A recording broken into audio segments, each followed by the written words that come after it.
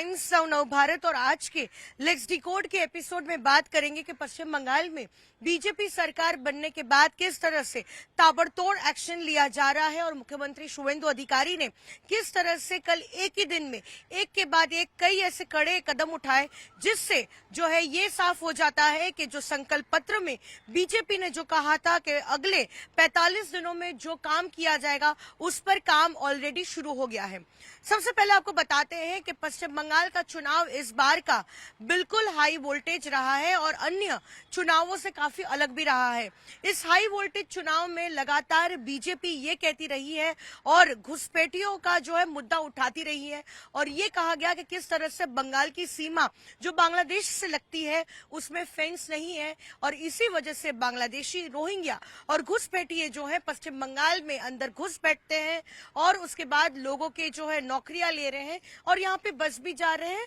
और साथ ही यहाँ पे काफी ज्यादा क्राइम भी हो रहा है। पूरे चुनाव में जो है घुसपैठियों का जो मुद्दा है उसे सामने रखा गया। गृह मंत्री अमित शाह जितनी बार पश्चिम बंगाल के दौरे पर आए घुसपैठ का मुद्दा उन्होंने भी उठाया और इसी वजह से जो है उन्होंने अपने संकल्प पत्र में ये कहा था कि बीजेपी की सरकार बनने के बाद 45 दिनों में जो है पश्चिम बंगाल की सीमा जो अंतर्राष्ट्रीय सीमा बांग्लादेश से सटी हुई है वहां पर फेंस इरेक्ट करने का काम शुरू हो जाएगा। कल मुख्यमंत्री शुवेंदु अधिकारी का पहला दिन था सचिवालय नौबान्नों में और उन्होंने एक के बाद एक बैठकें की, लेकिन जो सबसे बड़ा स्टेप लिया गया पहली कैबिनेट बैठक में उसमें यह साफ कर दिया गया कि 45 दिनों के अंदर पश्चिम बंगाल की जो 2216 किलोमीटर लंबी जो सीमा बांग्लादेश से लगती है और वहीं से सटी हुई है उसका जो इलाका अनफेंस्ड है उस पर काम शुरू हो जाएगा और राज्य सरकार जो है वो जमीन हैंडओवर बीएसएफ को करने का काम शुरू कर दिया गया है।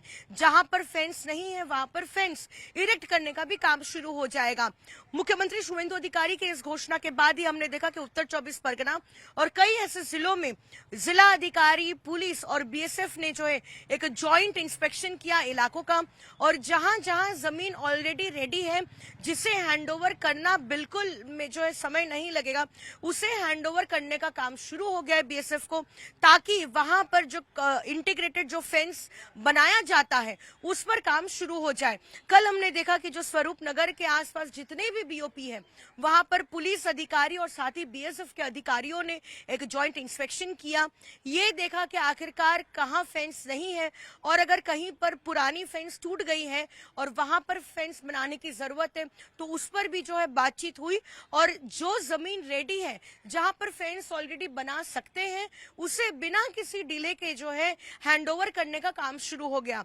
आपको बताते हैं कि पश्चिम बंगाल का जो एक पोरस बॉर्डर बांग्लादेश से लगा हुआ है 2216 किलोमीटर लंबी सीमा बांग्लादेश से लगती है और इसका जो बड़ा इलाका है वो रिवराइन बॉर्डर भी है और लैंड बॉर्डर भी है। लेकिन जहां एक तरफ रिवराइन बॉर्डर में बीएसएफ के जवान तैनात होते हैं और फ्लोटिंग बीओपीज होते हैं जैसे सुंदरबन का इलाका हो गया वहां पर इसी रिवराइन बॉर्डर पर बीएसएफ के जवान और सीनियर अधिकारी पेट्रोलिंग करते हैं और ये सुनिश्चित करने की कोशिश करते हैं कि कोई रिवराइन बॉर्डर से घुसपैठ ना हो पाए। साथ ही सबसे बड़ा चैलेंज ये आता है कि जो लैंड बॉर्डर है और जहां पर फेंस नहीं है वहां पर पशु तस्करी से लेकर अलग अलग चीजों की स्मगलिंग और साथ ही क्रिमिनल का आना जाना ये तमाम चीजें इतने सालों से होती आई है। लेकिन आरोप लगता रहा है तृणमूल कांग्रेस की सरकार पर कि उन्होंने सही समय पर अगर जमीन हैंडओवर बीएसएफ को कर दी होती तो अब तक जिन इलाकों में फेंस नहीं बनी है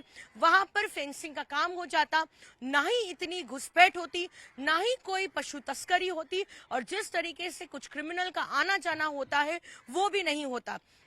लेकिन इस बीच जैसे बीजेपी गवर्नमेंट आते ही यहाँ पर एक्शन का काम शुरू हो गया है और एक्शन का जो है इफेक्ट भी दिख रहा है ग्राउंड पर। हम देख रहे हैं कि अलग अलग जिला के अधिकारी जो है जॉइंट इंस्पेक्शन कर रहे हैं ताकि जैसे ही उनको जमीन मिलेगी और वो बीएसएफ को हैंडओवर कर दी जाएगी और बीएसएफ के तरफ से जो है फेंसिंग का काम कर दिया जाएगा उसके बाद घुसपैठ पर एक मुहर लग जाएगी और साथ ही जो है अंत हो जाएगा तमाम तस्करियों का और तभी जो है यहाँ पे law and order situation improve करेगा। आपको बताते हैं कि ये कितने लंबे समय से जो है इस फेंसिंग का मामला फंसा हुआ है। कुछ दिन पहले कलकत्ता हाई कोर्ट ने जो है एक जो आदेश भी दिया था और उसमें फटकार भी लगाई थी पश्चिम बंगाल की तृणमूल सरकार को कि उनको बार बार कहे जाने के बावजूद जो है जिन इलाकों में फेंस नहीं है उसकी जमीन नहीं दी जा रही है बीएसएफ को, लिहाजा बीएसएफ वहां पर फेंसिंग का काम नहीं कर पा रहे हैं और इसीलिए घुसपैठ भी जो है बढ़ रही है।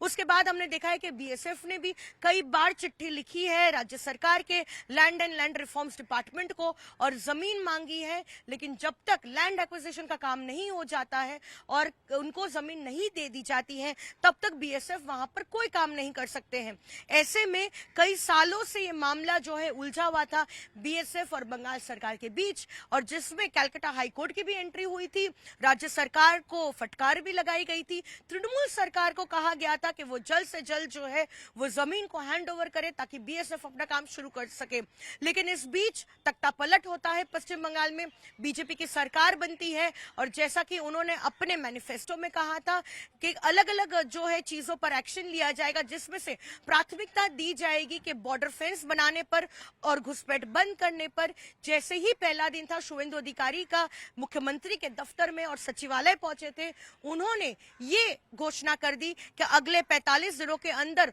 पूरे जमीन हैंडओवर का काम जो है पूरा कर लिया जाएगा और बीएसएफ तत्काल तरीके से जो है फेंस बनाने का काम शुरू कर लेगा।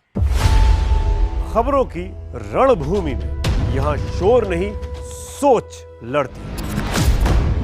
जहां शब्द नहीं फैक्ट्स वार करते हैं और हर सवाल खोलता है सच की नई परत।